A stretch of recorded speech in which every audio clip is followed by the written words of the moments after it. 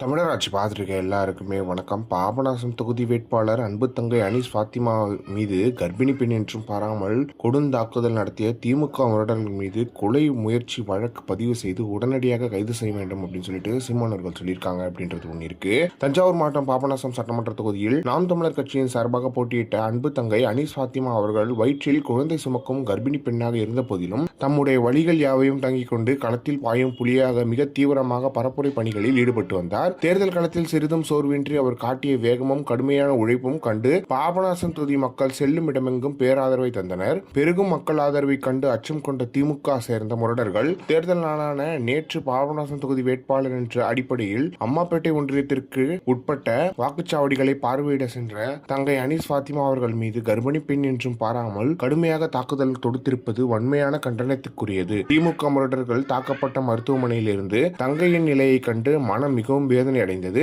கருத்துக்களால் எதிர்கொள்ளும் திறனற்ற கோழைகள் வன்முறை கட்டவிழ்த்து விட்டு வெற்றி பெற நினைப்பது வெட்கக்கேடானதாக இருக்கிறது. ஆட்சியில் 5 ஆண்டுகள் காலமும் பள்ளி படிக்கும் சிறுமிகள் முதல் வீட்டில் தனியாக இருக்கும் பாட்டிகள் வரை பெண்கள் மீது கடுமையான தாக்குதலை நடத்தி பெண்களை சிறிதும் பாதுகாப்பற்ற மாநிலமாக தமிழ்நாட்டை மாற்றியது திமுக அரசு. தற்போது 5 ஆண்டு கால ஆட்சியும் முடிந்த பிறகும் பெண்கள் மீதான தாக்குதல்களை திமுக முரடர்கள் தொடர்வது அதிகார மமதையின் உச்சமாகும். தமிழ்நாட்டின் சட்ட ஒழுங்கு தற்போது யாருடைய கட்டுப்பாட்டில் உள்ளது? தமிழக காவல்துறையை கட்டுப்படுத்துவது யார்? திமுகவா அல்லது தேர்தல் ஆணையமா? அங்கீகரிக்கப்பட்ட ஒரு அரசியல் கட்சியின் பெண் வேட்பாளர் மீது நடத்தப்பட்ட கொலைவெறி தாக்குதலுக்கு தேர்தல் ஆணையம் என்ன பதில் கூறப்போகிறது? தாக்குதல் நடத்தியவர்களை குறித்து நேற்றே நாம் தமிழர் கட்சியினர் புகார் அளித்தும் இதுவரை குற்றவாளிகளை காவல்துறை கைது செய்யாதது ஏன்? தேர்தல் ஆணையம் எதனை மூடி மறைக்க முயல்கிறது? யாரை காப்பாற்ற நினைக்கிறது? ஜனநாயகத்தை குழி தோண்டி புதைக்கும் செய்யும் இது போன்ற அட்டுழியங்களை தேர்தல் ஆணையம் கை கட்டி வேடிக்கை பார்த்தால் பாமர மக்கள் ஜனநாயகம் மீது எப்படி நம்பிக்கை வரும்? ஆகவே தமிழ்நாட்டின் காவல்துறை சட்ட ஒழுங்கையும் தம்முடைய கட்டுப்பாட்டில் வைத்துள்ள தேர்தல் ஆணையம் பாபநாசம் தொகுதி வேட்பாளர் அன்புத்தங்கை அனீஸ் ஃபாத்திமா அவர்கள் மீது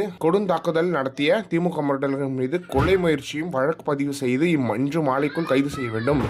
இல்லையென்றால் நாளை பாபநாசம் தொகுதியில் தங்கை அனீஸ் ஃபாத்திமா மீது அவர்கள் மீதான தாக்குதலை கண்டித்து நாம் தமிழர் கட்சி மாபெரும் கண்டன போராட்டத்தை முன்னெடுக்கும் என்பதை எச்சரிக்கிறேன் அப்படின்னு சொல்லிட்டு சீமானவர்கள் சொல்லியிருக்காங்க அப்படின்றது ஒன்று இருக்கு. எனவே இது போன்ற விஷயங்களை திமுக அரசு கண்டிக்கணும். ஃபர்ஸ்ட் ஆஃப் ஆல் திமுக அரசு இதை கண்டிக்காம விட்டுறதே கேவலமா இருக்கு அப்படின்றது ஒன்று இருக்கு. எனவே சீமானவர்கள் நாளை கண்டிப்பாக பாபநாசம் தொகுதிக்கு இந்த போராட்டத்தில் கலந்துப்பாரு அப்படின்ற ஒரு எதிர்பார்ப்பு இருக்கு. எனவே இதை பற்றி நீங்கள் என்ன நினைக்கிறீங்க? மறக்காம கமெண்ட் பாக்ஸ்ல சொல்லுங்க.